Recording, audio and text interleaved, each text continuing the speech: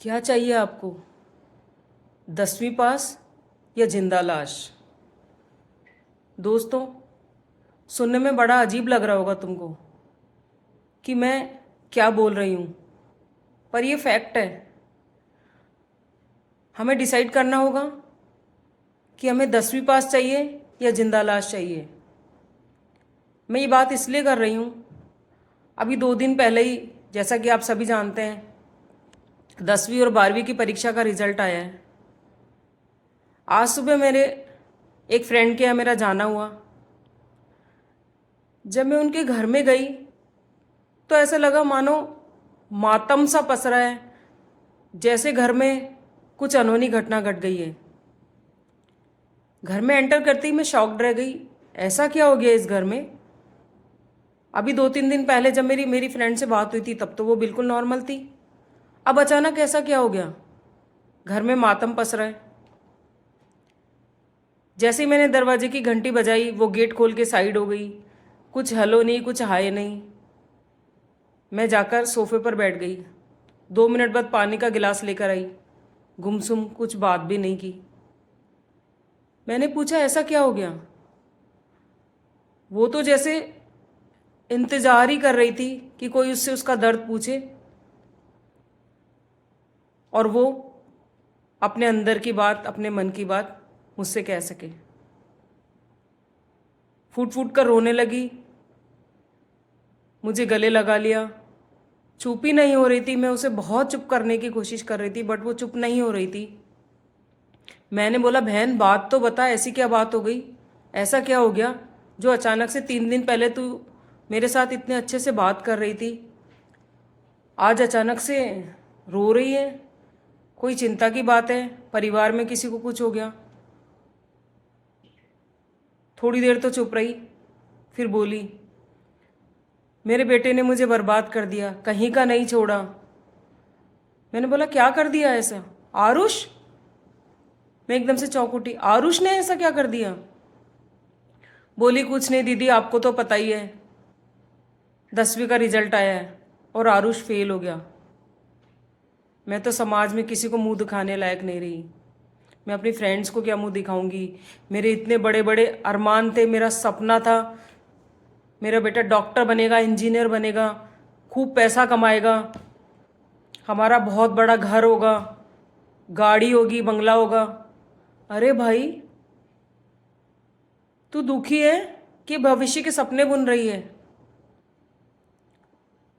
फिर परिस्थितियों को भांपते हुए मैंने उसको सांत्वना दी कि तू शांत रह, पानी पी, मैं आरुष से बात करती हूँ। थोड़ी देर उसके पास बैठने के बाद मैं आरुष के पास गई। आरुष से मैंने बात की। आरुष बात करने की स्थिति में नहीं था। मैंने उसे उसके हाल पे छोड़ दिया। मुझे लगा शायद जब इसका मन होगा तो ये बात करेगा। मैं वापस अपनी फ्रेंड के पास आकर बैठ गई। हम लोग चाय पानी पीने लगे। उस दिन मैं सुबह से शाम तक उस फ्रेंड के यहाँ रही। उस दौरान मैंने जो आरुष की गतिविधियाँ देखी, जो बच्चा खेलता कूदता रहता था, चहकता रहता था, उसकी मम्मी उस पर चिल्लाती रहती थी, वो कहना नहीं मानता था, घर में उससे रौनक थी, उसकी शैतानियाँ, अचानक से सब शांत हो गया था। उस दिन मैंने जो नोटिस किया, आरुष एक जिंदा लाश की तरह हो गया था। उसकी जो गतिविधियां रही मैं आपको बताती हूँ। लगभग 1 घंटे तक वो अपने कमरे में पड़ा रहा। फिर आया, उसको ज़बरदस्ती बुलाया, गुमसुम सा एक कोने में बैठ गया, एक ऐसे अपराधी की तरह जिसने मानो किसी का मर्डर कर दिया हो। नज़रें नहीं मिला रहा था, गिल्ट फील कर रहा था। फिर एक कोने में जाके बैठ गया। छोटी बहन आकर बोली, भैया मेरे साथ खेल ले। वो छोटी बहन से भी नज़रें नहीं मिला रहा था। उसे लग रहा था उसने कुछ तो बड़ा गुनाह, अपराध कर दिया है। मैंने उसे डाइवर्ट करने के लिए एक पेन और पेंसिल दिया और उसको बोला, आरुष, तेरे मन में क्या चल रहा है? तो इस पेपर पर मुझे लिख के बता। पहले तो उसने पेपर और पेन थामा ही नहीं। जब ज़बरदस्ती मैंने उसे पेपर और पेन थमाया तो वो उसमें गोल गोल गोल गोल गोल गोल, जैसे बच्चे बच्चे पेंसिल पर पेंसिल नहीं फिराते पेपर पर, वो वैसे पेंसिल पेन फिराने लगा। मुझे समझ नहीं आया, जो बच्चा इतना एक्टिव था वो 2 दिन से घर में जिंदा लाश बन गया है। उसकी मम्मी ने बताया वो 2 दिन से खाना भी नहीं खा रहा है। मैंने सोचा मैं आरुष से अकेले कमरे में बात करती हूँ। मैंने फ्रेंड को कहा, क्या तुम मुझे आधा घंटा आरुष से अकेले में बात करने दे सकती हो? उसने कहा, अब क्या बात करनी दीदी, इसने तो हमें बर्बाद कर दिया, कहीं का नहीं छोड़ा, हमारी तो समाज में कहीं इज्जत नहीं रह गई। फिर भी मैंने उसको कहा, तू मुझे एक बार आरुष से बात करने दे। मैं आरुष को लेके कमरे में गई और जब मैंने आरुष को गले से लगाया, जैसे ही मैंने उसको गले से लगाया वो फूट फूट कर रो पड़ा। वो इतना फफक फफक कर रोने लगा कि मेरे खुद आंसू निकल आए। उसके मन की पीड़ा जो मैंने जानी, उसके बाद मैं हर पेरेंट्स को यही कहना चाहूँगी कि अपने बच्चे को जिंदा लाश ना बनाएं, अपने सपने उन पर ना थोपें, उन्हें जीवन में आगे बढ़ने दें उस तरह जिस तरह वो बढ़ना चाहते हैं।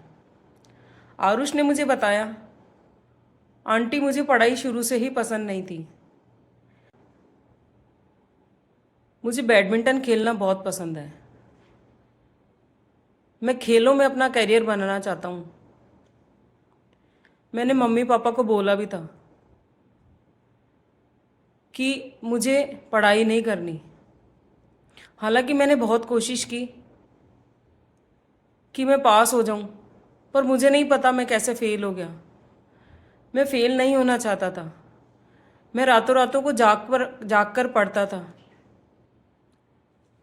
पर मुझे पता नहीं क्यों याद ही नहीं होता था। मैंने बहुत कोशिश की याद करने की, पढ़ने की, अच्छा पेपर देने की, पर पढ़ाई में मेरा दिमाग बिल्कुल नहीं चलता। और जब उस पर पढ़ाई थोपी गई तो वो फेल हो गया, और जब वो फेल हो गया तो आपने उसे जिंदा लाश बना दिया, तानों की बौछार कर दी, दुनिया का डर दिखा दिया, सपने बर्बाद करने का इल्ज़ाम दे दिया।